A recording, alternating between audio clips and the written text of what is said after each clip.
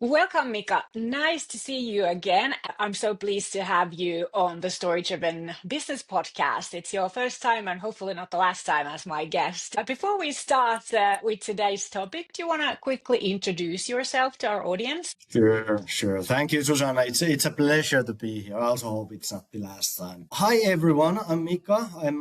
I'm heading the business of Universum in Finland, but I kind of have two hats.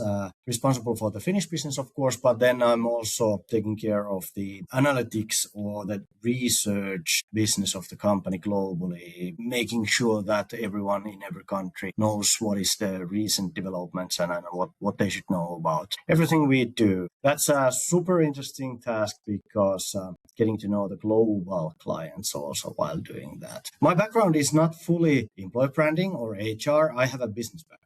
I've been in different roles in media industry, being responsible of digital business, biggest radio company of Finland, and also been a partner and a sales director in a design agency, for an example. So kind of a diverse background, but I think it's a pretty good mix for employee branding in Finland especially. Yeah, it is. It is. So before we dive into the interesting and fresh data that you have, tell me briefly, what are you currently seeing that feels fundamentally different now than 5 years ago?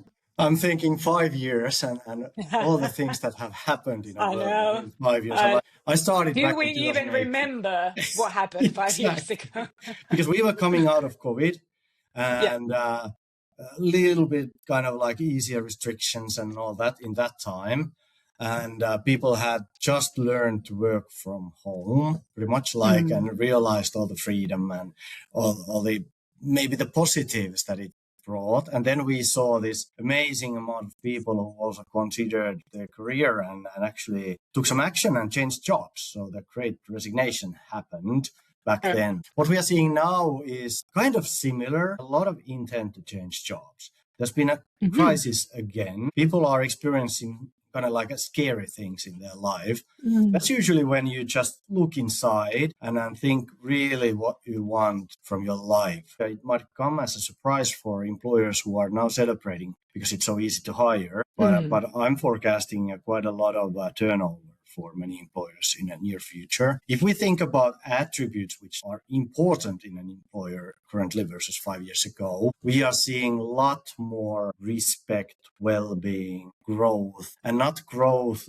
as like climbing the ladder. It's a growth as a professional, increasing your employability. Right. So those kinds of attributes are much higher now instead of things like variety of tasks and challenging work and leadership opportunities. Interesting, because that very much supports what you just said previously about the return of great resignation point two even. So the employability that I'm interested in making myself more employable, which is not something you would really think about if you were completely confident where you are and wanted to grow within an organization. Exactly.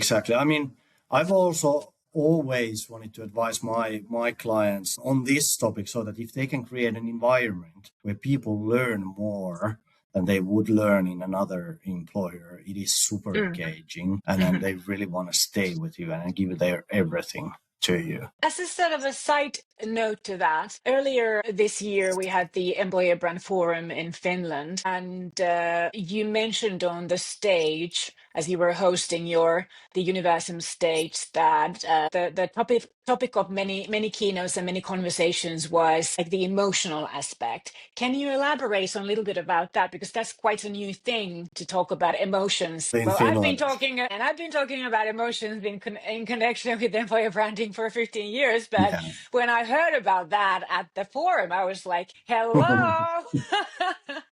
So that was great. Yeah, that's always a little bit of a risky thing to say in Finland, and that you should talk about emotions and all that. Yeah. But I'm willing to take that risk here and also with management teams because we have so many engineering backgrounds in management teams in Finland. So what I've noticed, what I mean about that is that when we think about like employer branding or whatever messaging communications you do, it is the emotion, the feeling that people remember. I was quoting Maya Angelou on that slide of mine at the end of the presentation, that people will forget what you said, will forget what you did, but they will never forget how you made them feel. Yes. So that's the thing that employer branders globally should always remember, not just tick the boxes that now we have an EVP, now we have this and this, and we have all the touch points covered, but what is the emotion that we are trying to wake up in people who actually see our comms? I agree. So if you had to describe the current employer attractiveness landscape in one sentence globally, so not just here in Finland, what would that be? Because you do have a perspective on a rather large area across the globe through Universum. Or is it something that you can even describe in one sentence? Well, it's not an easy task. Maybe one word can be said here, and that word would be safety.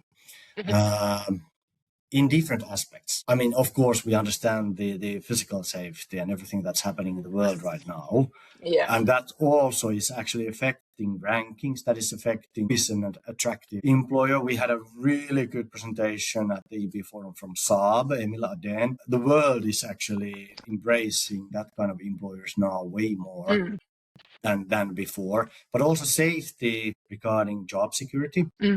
If I go over there, will it be safe for me? Will I still be there in 2 years' time? It has to do with employer attributes that traditionally are not that high in like market success and such. And it has to do with how well the employer is doing and what is the sort of like a view for the future. Is this a sustainable business or if it's a public side employer, is that an industry or a service that will need it in the future? So that I think like is the combining thing between continents and different markets, but so many differences. If we look at Asia, if we look at Nordics and US, their preferences are quite different also. Do you remember, top of your mind, what would be the preference in Asia versus Nordics or Europe versus US? I know that Asia is also kind of changing a bit, but it's still very hardcore towards what does this look in my CV, what is the salary, and those kinds of very competitive and challenging like the prestige prestige. Yeah, they are yeah. really, and also the employers coming from Asia are really interested in all the accolades, like badges and emblems and all that you can get from rankings, etc. In US, it's quite commercial. The compensation is more in focus than in Europe. I think we need to look at Southern Europe and Northern Europe maybe slightly differently. In the Nordics, we are quite extreme in work-life balance versus other areas. Surprise, surprise. So people are more looking for wellness, well-being, and they really, really want respect. Respect for its people is in the top in all of the Nordics. That's as interesting. Yeah. And it was also interesting to dive deeper on what do they actually understand when they say respect is, or what do they mean by it. And actually we got to do it this year in our survey because we kind of have those deep dives there. So it's a lot about having respectful leaders. And then also having respect towards the individual and its individual needs. So this kind of like a message that actually has been the most common EVP message, also be you. Sure. That is still there. The need is still there. But please, everyone, do not say be you anymore in the EVP. Or any other format of that. Yeah. So respect for leaders, is that, what does that mean specifically? Respectful leaders. Well, it's hard to say because we have tens of thousands of respondents, so I don't know exactly what they think, but that was the most often mentioned a key element of this attribute called respect for its people. So when they are thinking of if this employer is respectful, the first thought is how am I being treated by the leaders? Right. So it's more like respect from leaders. Yeah. So definitely how they respect their people. I'm thinking that no matter if it's a good or a bad situation with the company, you can still be respectful. You can handle changing situations very respectful. Absolutely. And we can actually see some employers in the data who have very high associations of respect for its people, even though their business has gone south. and they've had to let go people. But obviously, it seems that they've done it in the best possible way. Yeah, that's a really good point, because oftentimes I feel like our employees are not living in a bubble, or not seeing if the company is doing financially poorly, and it has been going, because it doesn't happen overnight. It will call for different kinds of activities before we go into the point where we're actually laying people off. So I don't understand why then that process of letting people go can't be respectful and considerate with empathy, because it's equally hard for those people who have to have those conversations. So Yeah. why not make it easier for both of you by being a human in that situation? Yeah, I agree 100% that that should be the aim every time. But I mean, it's Mm, also a humane thing because mm, it is a scary discussion to have. It is mhm. Yeah, even when you're the decision maker. yeah, It, yeah. It's never nice. it's not comfortable, and Mm, then you might be, of course, you cannot compare to the other side, but it's still mm, very uncomfortable for them too. mm, And sometimes we react in a way that's kind of like protecting us, mhm. and in a way that's not empathetic. Yeah, It is a humane thing, but definitely everyone should strive for that, because it's also an opportunity, employer branding wise. If it you do is. the hard stuff well, Yeah, really well, people yeah. will remember that. That's true. That's true, because it's the emotional effect that it will have. Either it's a negative emotional impact, or a positive one. Yeah, Very true. exactly. So AI, that's a big topic, as we know.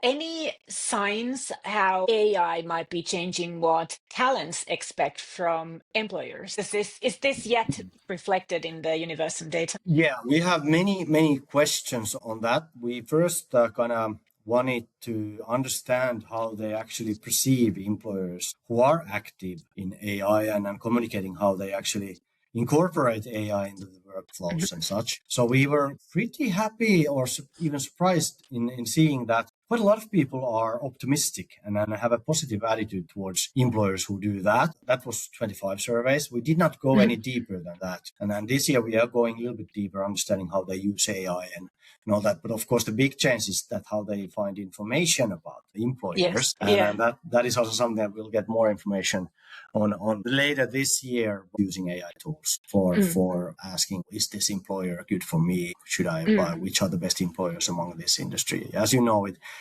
yeah. generative engine optimization and all the touch points. Yeah. But I mean, that's Yeah. more on the employer side. Right? So maybe the focus on what we see on agile and really learning positive Mhm. environments, like where they can be entrepreneurial and explore and grow, is something that we see more Mhm. in talent side. And Okay. maybe that has Interesting. to do with AI.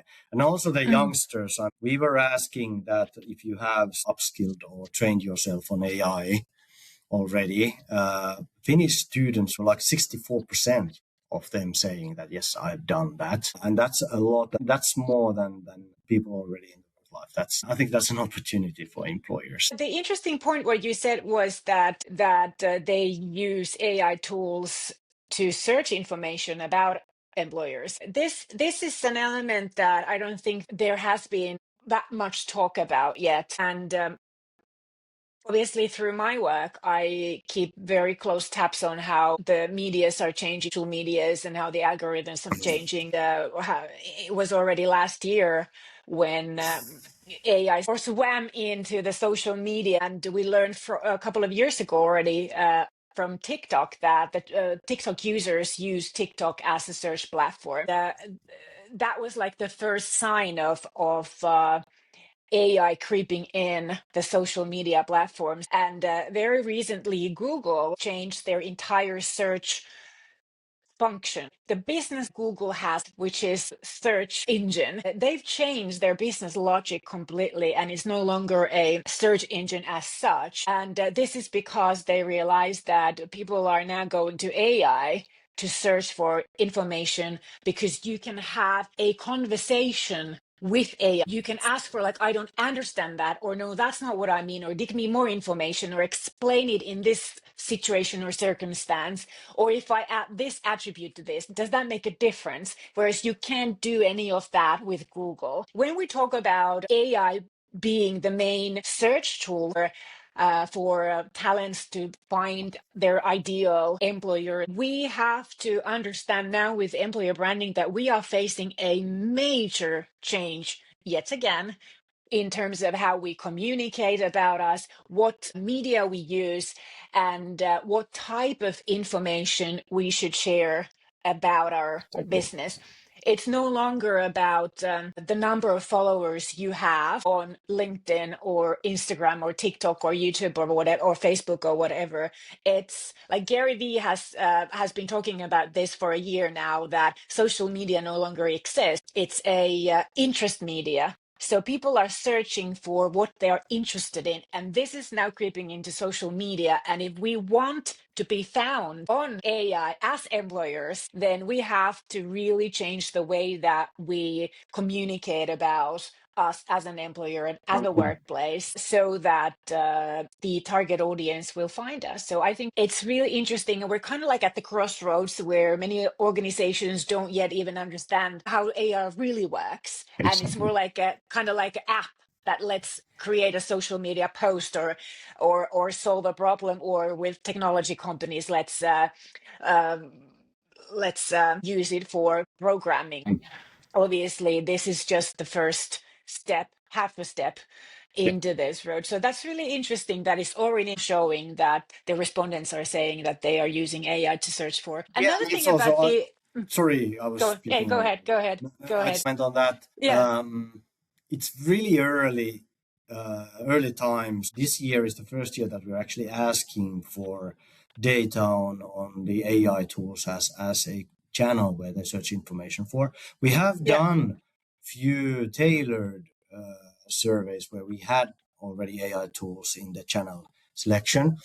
And Mhm. actually, it was a professional, IT professional target group, got a Yeah. mix of IT professionals and business professionals. And it was only 22% who said that they've used AI tools as a source for information. So, but then also it's the same thing over again when something new comes. Sometimes we might overestimate the speed of really nearby changes, but then Mhm. underestimate the big picture and the changes that happen over Yes. time, because now it's so important to understand different talent groups, how Mhm. they use these tools. And this year we're going to see so how are business students versus professionals, or IT students versus professionals. I'm forecasting that students are using more AI Mhm. tools than the professionals in their Mhm. search. But this also gives information on the kind of how urgent this is. The Yeah. GEO, how important, well, it is important, but how urgent it is to really Yeah. drill down on all the digital touch points. Yeah. Because like you said, there are new touch points that you need to take care of when you're Mhm. an employer brander. And Yeah. probably in the end, it's going to be different kind of content and communication that is needed to optimize the consistent results in Mhm. the answers that Gemini and Claude and everyone is Yeah. giving, really asking so many questions from all the possible AI Mhm. tools and seeing if it's Yeah. consistent Yeah. every time, where you are sort of like ranked or so. But it's not your employer brand. Mm. What is the answer of that discussion with the AI tool? Your Mm. employer brand lives in the heads of hearts of people. Yes. And you Yes. still need to find information about that. But when you Yeah. combine these two, then you're at a good place. When you have Yeah. information on both. So Yeah. that's the point. Yeah, that is the point. That is so interesting to see how this develops in your survey. Because before we start recording, you mentioned that you have the survey season open. So it's interesting to see how that reflects in the results that are coming from this because this is all moving forward so fast. Another thing about the AI, was it seen in the previous results, the season of letting people go because we are preparing for AI taking over? Were the respondents showing any signs of concern? Well, that was the interesting thing. We had the question on how do they see an employer, or what is their attitude towards an employer who is really active in incorporating AI into their workflow. And the amount of people who said that it's negative, that it doesn't feel good, it was really small. And, Oh, wow. there were a lot of green on that graph that we saw in different markets, meaning that people were positive and optimistic. We did not specifically ask if they are worried of kind of like losing their job or anything like that. But of course, job security is quite high in the attractiveness rankings in the attributes. So that might have something to do with that. The other side is that we also published the EB Now survey in EB Forum. In my presentation, actually, I published the Finnish report. So we did see from the employer side, the difference is, of course, globally in the report also between the markets on what is their hiring plans and are they going to hire or fire, so to speak, and all that. But also in that, there's not very clear indications of what is the effect of AI, or it's just more like the overall situation was getting slightly more on the letting go of people's side. Good, because if we think about the general population who would respond to the survey, they have years and years and years still in the work life. So they are actually optimistic about the development and the change. And you and I are old enough to remember the digitalization era, which was roughly 10 years long. We saw similar things then when digitalization took over many industries, and those who were more conservative and traditional obviously were also employers who had employees with very long employment because usually people who are very security driven, they like to stay in one place for a long time, and obviously that kind of a place is also a company with a very security driven culture where no change really takes place.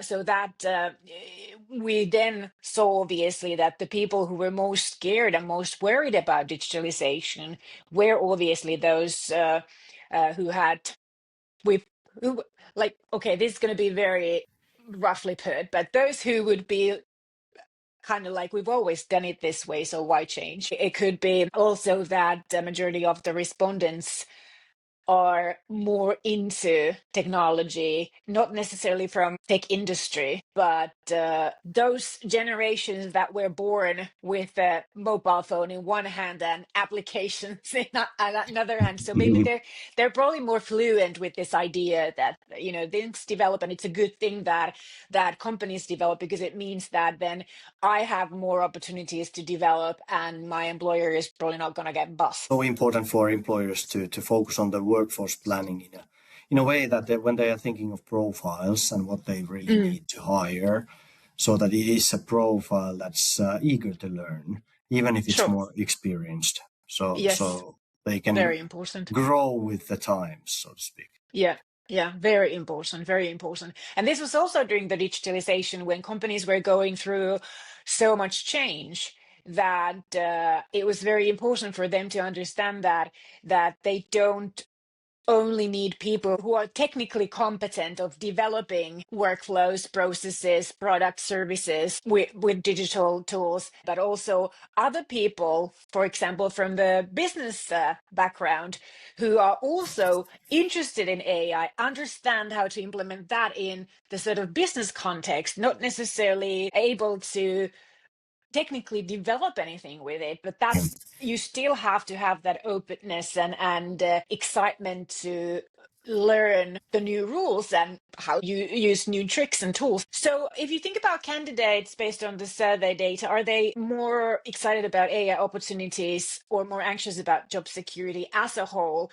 And if you have that kind of data comparing Nordics, Europe, US, Asia, can we see differences? You always have to have these standard jokes that some nations are not that optimistic by nature. With that filter in mind, Finland was not top in the being most optimistic, even though the Finnish talent actually was highly educated with AI versus some other markets. So we were quite really on par, but we were more careful. And then we had markets like in the Nordics, like like Sweden, where actually there were less people who were training themselves on AI, but they were Interesting. still more optimistic about Yeah. employers.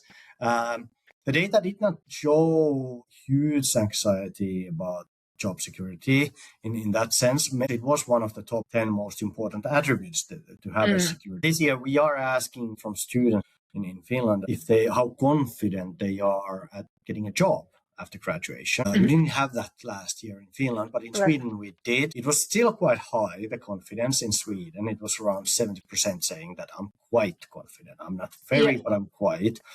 I don't think we'll get as high percentages in Finland, and this year we'll see it from all the markets, 21 markets that we're also. So, Okay. but I mean, cool. It is a thing. I've heard from different industries in Finland and also in the other markets that, for example, law students, they don't want to graduate now because there are no jobs. Oh, they want right. to stay in school. They are not doing their thesis because you can still get a training job if you're in the school. Sure. And Right. This is not really good for the No, it's not. No, for the country no, it's not. in that sense. It's so expensive. So it is super worrying. But at some point, employers need to start thinking that where are we going to get the new experienced people that we need to hire if we don't have anything for the young talent? So it's a huge discussion. I don't think we will solve it today.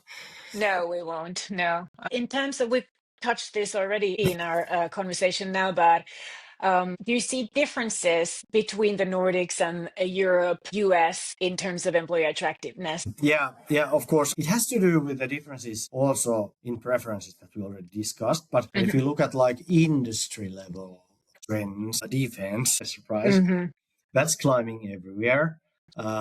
Especially in Europe. US, they have the big four, but all the big seven companies who are transforming everything right now. So that's, of course, also seen in the rankings there. Let's see what happens now when they are maybe layoffing people a bit more. Looking at trends in there, then even in Europe, in the Nordics, we have usually a mix of very traditional industry engineering companies or B2C brands who are well known in the market. And then in southern parts of Europe, there are a lot more of these huge brands, consumer brands. I mean, in Italy, I would love to work our office in Italy because it would be in Milan and I would have clients like Lamborghini and Ferrari. I would say that in US, AI is more, if the difference is if how AI impacts all this, it's more everyday, but at the same time, they are asking for people to the office way more. There's a lot of opposite trends.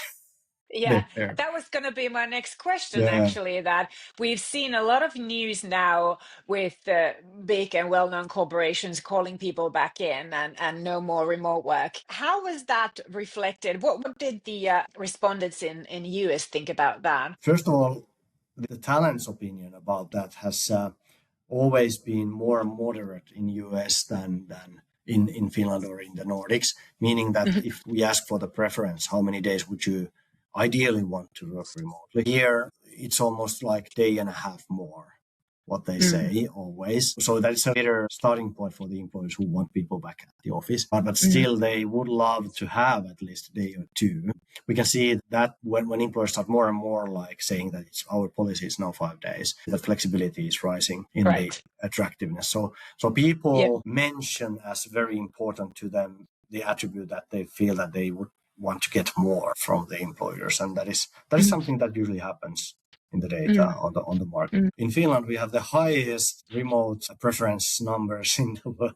We want to work more remotely than anyone else. I think it could also be about our country's DNA that we like our own solitude, but also that Finland, in terms of geography, is quite big against the number of habitats that we have in Finland. And during COVID, a lot of people moved to the countryside because they could get bigger homes and set up their remote working environments for both parents in bigger apartments or bigger houses. And obviously then if you've relocated yourself and set up your roots over the past 5 years, it's quite difficult to get back. I understand why we prefer to keep with the remote benefits. Exactly.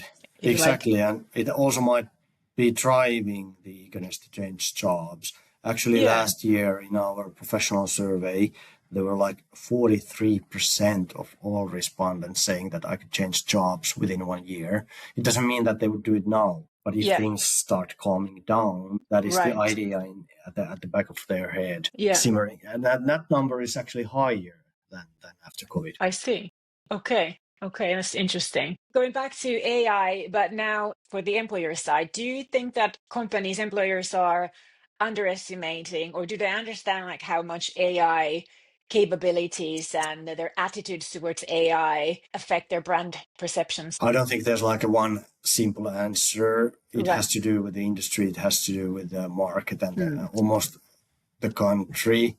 I think if we look at like the situation as a whole, I think in a big picture, they are just starting to analyze if the AI capabilities actually affect the perception. One of the reasons we wanted to ask about that already last year was to think about if at some point AI and how do we use AI in our company could be a maybe even a pillar in an EVP. And looking at our home market, I think it's more on the side of they are starting to analyze the thing. Do you think that, or from the perspective that you are dealing with your clients and what they're talking about, and obviously all the data that you have, do you think that AI is seen as a skill set or a leadership and culture shift?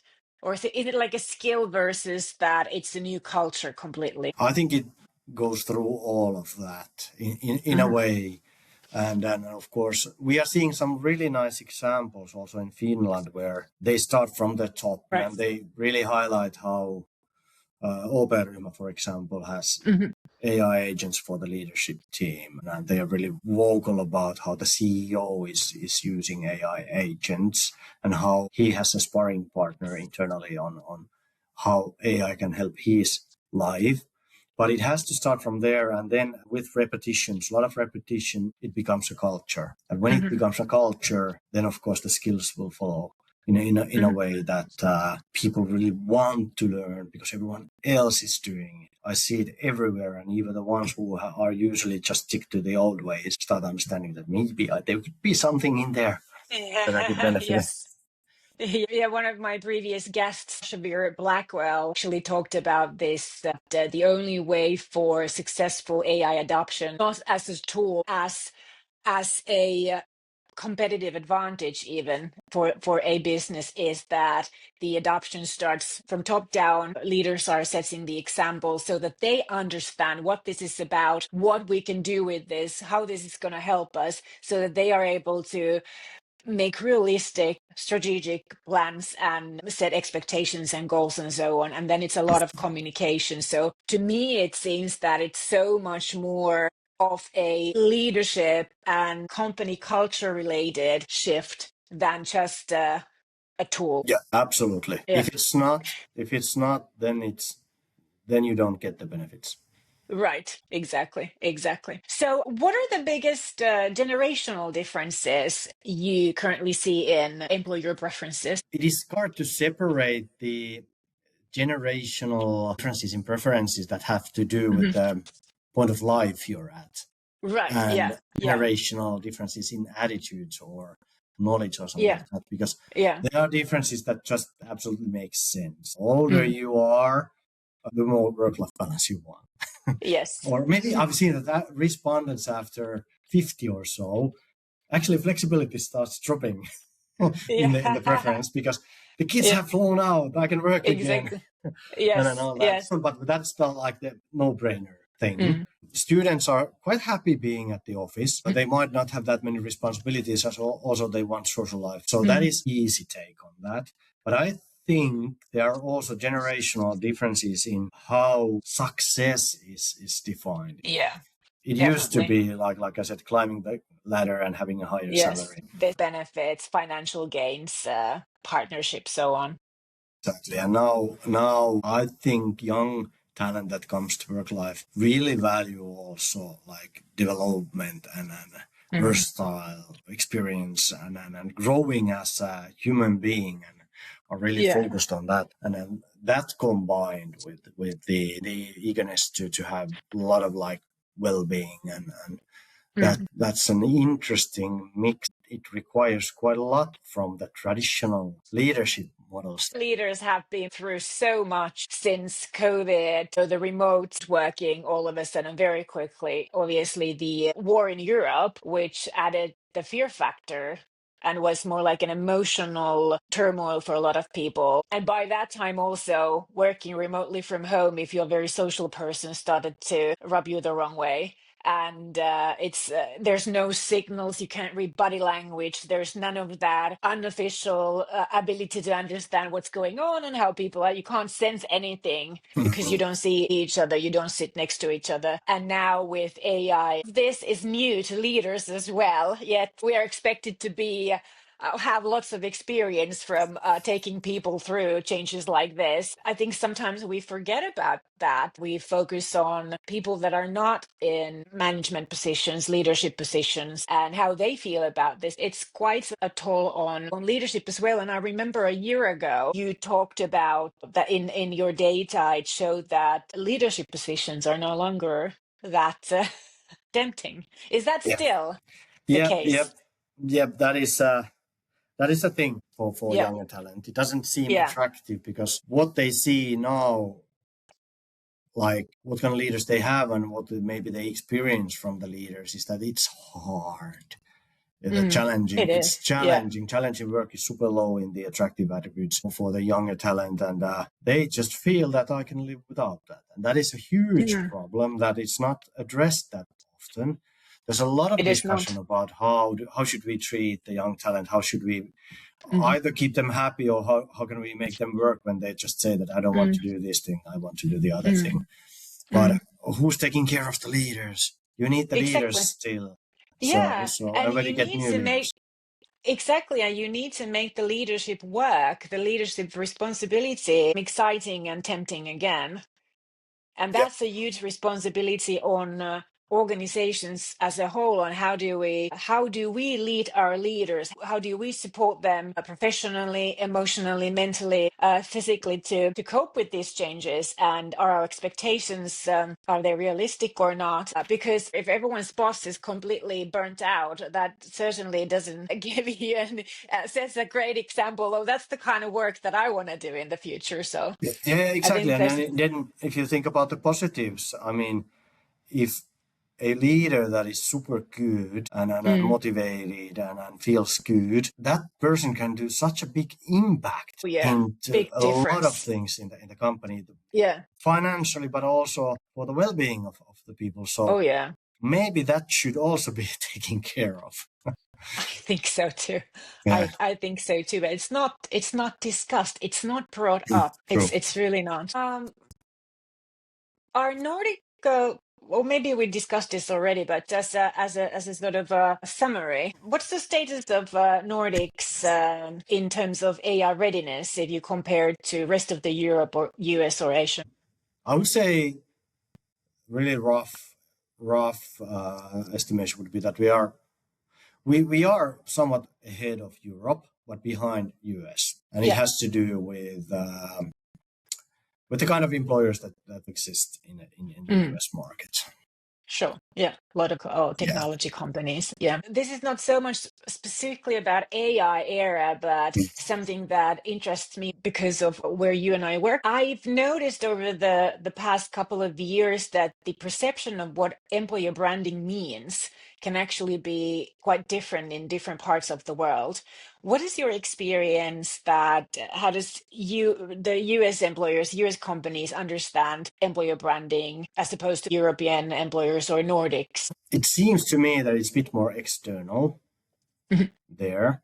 Focus on the external image and Yeah. then how do we communicate. They are quite focused also for the young talent. They have so many programs on the campus recruitment programs. I feel that European, especially Nordic employers, have a bit of a more holistic look on employer branding, understanding the big picture combination of internal EB and external EB, and finding out the gaps between the two, and then fixing the gaps if it's like an internal issue, if it's like an external issue. I'm cutting a couple of corners. I know here there are employers in US also who are really good at this. Of course. But in a big picture, I think that's like that. That's not even get started with Asia. It's pretty much about campaigns. I had the impression that US was also a lot about campaigns. Yeah, it is. It is more so than in Europe. That's the external part. That I mentioned. So I'm not saying that they are lying about themselves as an employer, but it's more. It's quite narrow, the understanding of how to use employer branding for the benefit of the business. If you use it only as temporary campaigns, which is actually not employer branding, but recruitment marketing. Exactly. Because the goals are and also, very different. Maybe it has something to do where employer branding exists in an organization, which department owns it. In the Nordics, it is quite often owned by HR, but also pretty often owned together with communications. So it's like a joint effort. But I would have to double check this now. But if I remember correctly, it was more owned by marketing and comms in the US than in the Nordics. That's my impression as well. Yeah. Is there a difference between B2B companies and B2C companies, do you think? Do you mean in the ownership of EB? The ownership and the understanding of the value of employer branding for the business. Sometimes I feel that B2B understands that better, because it's usually harder to be distinctive, because when you have a product that everyone knows, it's so easy to ride with that. And everyone knows, everyone loves our product. Let's just keep communicating. Let's not mess up the product and keep it up. There's more like eagerness to keep the brand similar, EB similar as the B2C brand. Whereas if you're only B2B, it's not easy to separate the two. But of course, when you think of the target groups, it is so different if you're talking about your B2B stakeholders or to them, than if you're talking to the target groups of employer brands. So you have to be a little bit different. Deutsche Bank is a good example. They have really corporate gray B2B comms, but then their EB comms is colorful and completely different and playful even. But that being said, I don't know if it was surprising, but I do think that for B2B, it actually might be easier to really be good at employer branding. I agree, because I personally think that B2B companies can't have any other brand than their employer brand. Their employer brand is their B2B brand, because the trust in the outcome of what I have as a B2B client is based on the contact person or the team that I work with from the supplier side.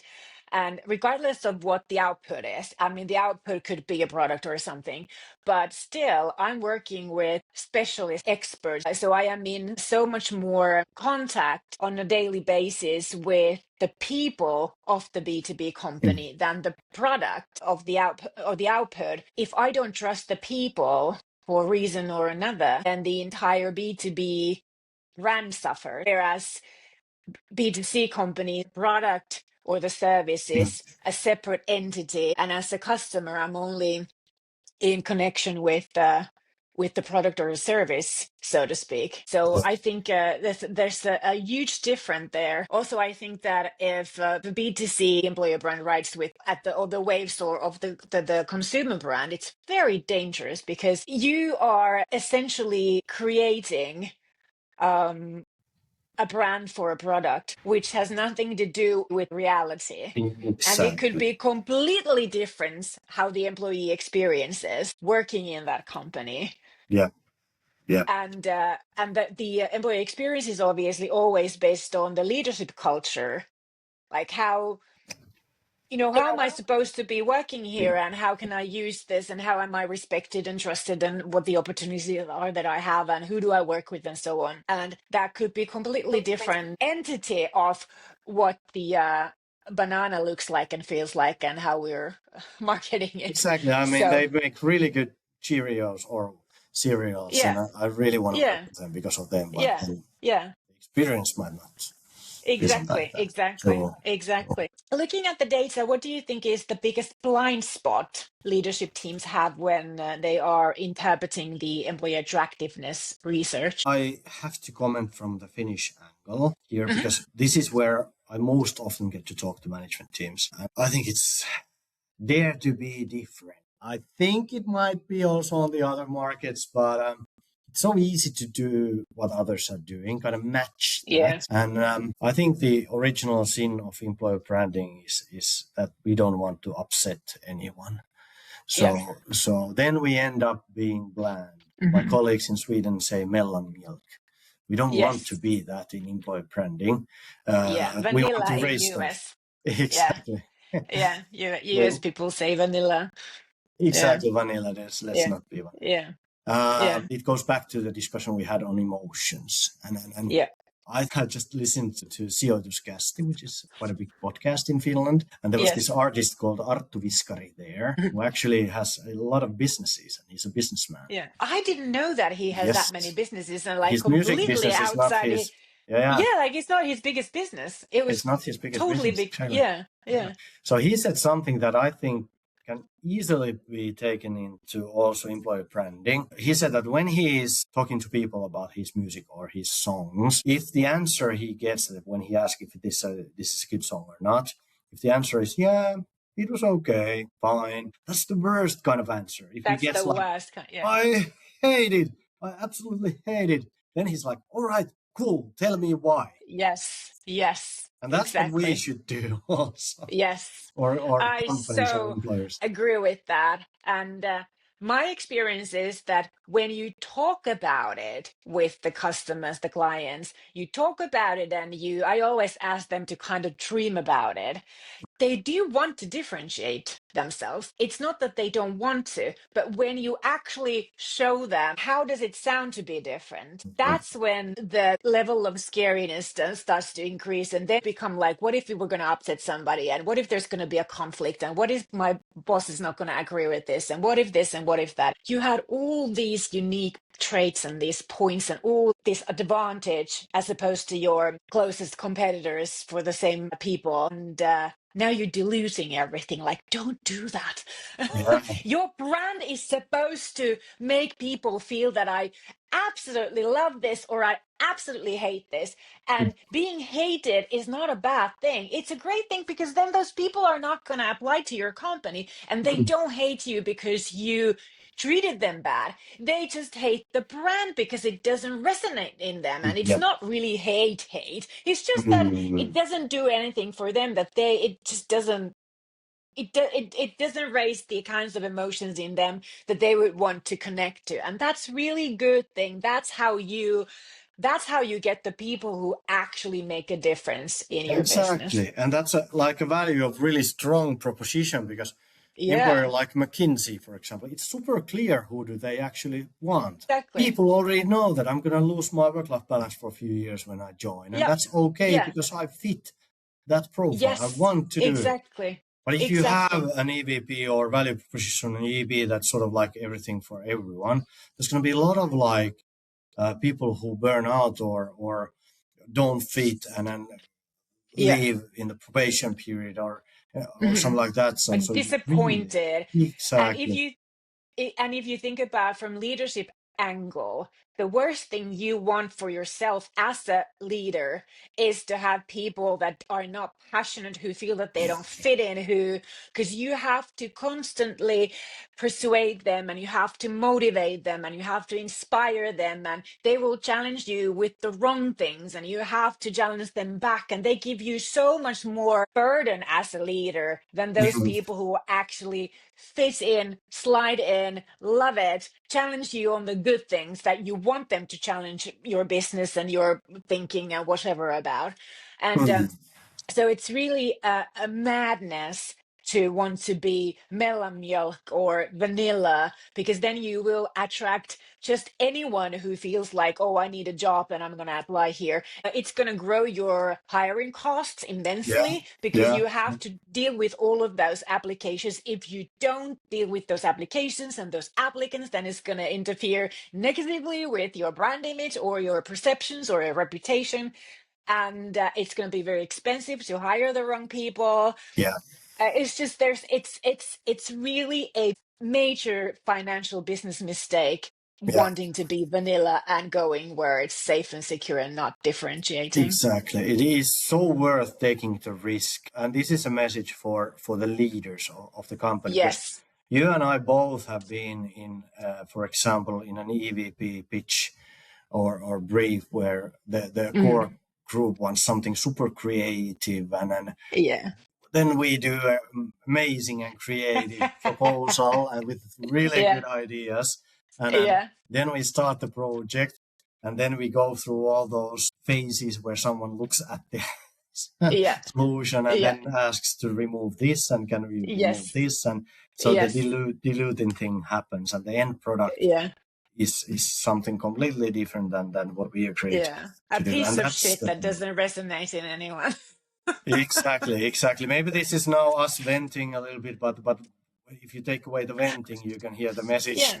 for the Yes. for the Yes. leaders that Yes. what's the risk? I mean, maybe someone will get a little bit upset. We don't have to worry about that too much. Then that person No. is not a right fit for you guys. Just dare to be Exactly. different and do Yeah. something courageous. But of course, look internally what you want to say that it's true. It has to be true. It has to Yeah. be authentic. It has to be something that people will vouch for who work for you.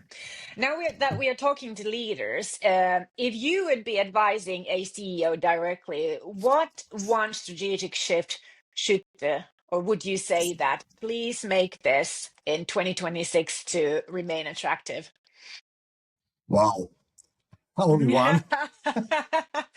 Well, start with one, and if you have Okay. more, I share. think it would have to be regarding the workforce planning, assuming that they haven't already done this, so that they would Mhm. shift the way they look at talent so that it is more like profile fit oriented than experience and education and all that, so that they would get Mhm. those curious learners who will develop the company and Yeah. be open to changes. And because when you hire now, in 3 years, it'll already be quite a different world. And these people Mm. you hire now, if you want to keep them and you want to keep them like producing things that you want them to Yeah. produce, they need to adapt to Yeah. these changes. Sure. So Yeah. having that kind of profile in mind and also doubling down on investing on learning and upskilling, Yeah. Yeah. finding those And ambassadors internally. yeah, that's such an important and valuable point that you're making, because very recently I heard somebody in a leadership role being so worried that they don't have this information from HR. And I think that this particular mapping is something that the management team should be doing in collaboration with recruiting and HR. HR bringing in the internal perspective and what are our weaknesses and what are our strengths in terms of, and then recruiters or recruitment team bringing in the understanding of the external world of what is available, what is moving quickly, what is our landscape in terms of like the level of readiness. Are we attractive enough to even get what we need?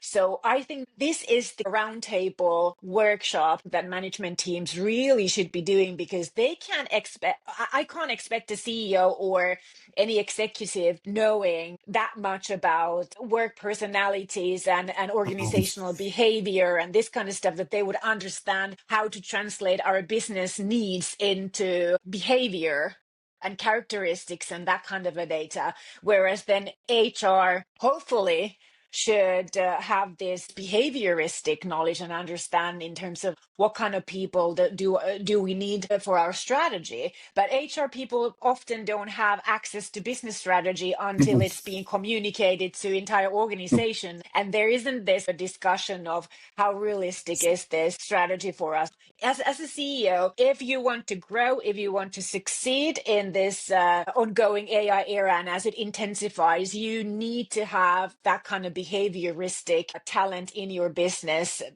in HR. If you don't, you need to get it, and you need to either train your existing HR or get external help or hire somebody who understands and who can interpret your business strategy into the required behavior and profiles, because things are changing again like they did during the digitalization. And if you've, as a CEO or executive, remember digitalization, go back to that and think about the mistakes you made then and what you didn't see coming. It's going to happen Exactly. again and much faster. So learn from the past, Yeah. You know, please. one of the most painful questions for my clients that I ask is actually, tell me your workforce plan and what are Mhm. the profiles that you would want to hire in coming 5 years. Yeah. And not profiles like engineers and Yeah. IT people.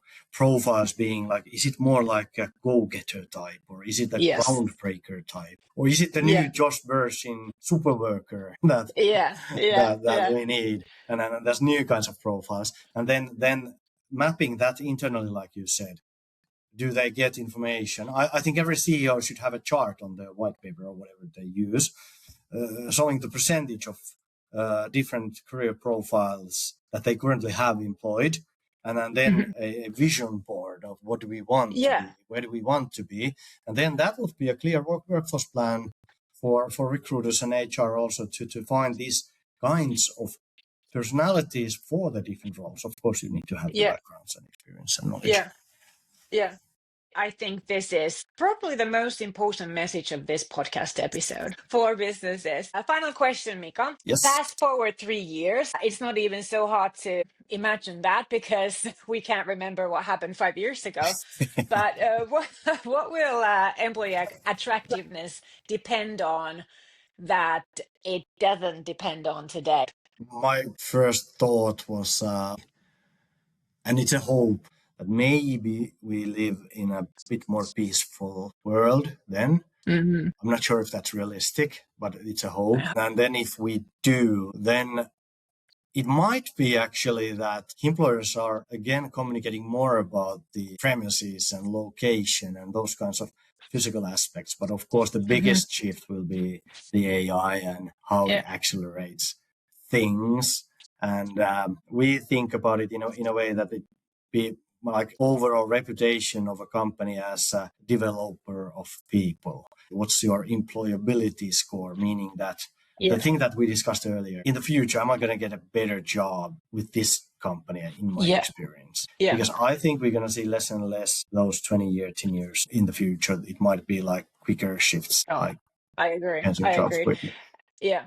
And that's actually one of the things that I've included in my method, the magnetic employer branding method, is that what I call the modern work to life promise, which is not just what we promise for our employees within these walls of office or these Mhm. walls of employment. It's how does this employment, being part of this organization, make your life better today? And how does it help you make your life better for the future, which is exactly what you talk about, the how employable will you be Yeah. as the result of having had a career in our organization. And I don't think that we should limit ourselves thinking that employability is just about skills. It's also about, like, are you emotionally torn down and burnt out and unable to work again after you have had an employment in our company? Or Exactly. are you actually inspired and lifted and boosted to move forward in your career? I'm If curious. curious about everything in the world and in a better place outside work and during your working days than you That, were before you came to our company, because that, I think, is the promise that you need to make. That is your key selling point. yeah, I have to agree. Cool. Thank you. What a great discussion and conversation. Well, I didn't doubt it because, we've had really good conversations before too. But as at first time on the air, and I'm going to invite you back. I want to hear about the new results when you get those. And yeah, it's really important to help our executives understand the value of employer branding, because I think one of the key weaknesses still today is that the top management doesn't understand the value of employer branding, and when they're not that interested in it, they're not going to help our organization become the kind of place that helps them to deliver what is expected from them. So I think that any CEO, any division leader, any business executive should be very interested in understanding how I'm going to look better in the eyes of the chair of the board or the CEO, because I contribute to making sure that we get and obviously retain the best possible talents for the way we work, for our mission, vision, customer promise, always, but especially now that the turbulence of the AI-driven changes will be sweeping everyone on their knees, and those who get up the fastest will win. Yeah, I think that's the golden key in a way. They also think about what's in it for me. And there are so many ways that employer branding can be shown in return on investment. Yeah. It is a topic for a completely independent episode. Maybe it's also, this could be a challenge for employer branders. Employer brand really think of ways, and you can ask us to, ways to prove to the management where the ROI is. Exactly. That's a really good tip. So ask us if you need this kind of help. We are very capable and willing to help you out. And with that thought, if any of our listeners want to connect with you, get in touch with you, what's the best way to reach you?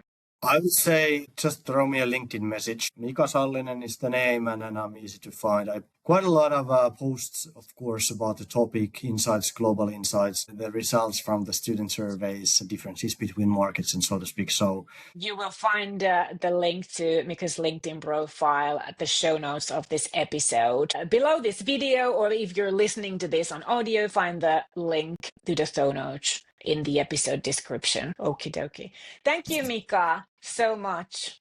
Thank you so much for having me. Yes, it was a pleasure. Until next time. Let's see if the world is better. Yeah. Yeah, bye. Bye.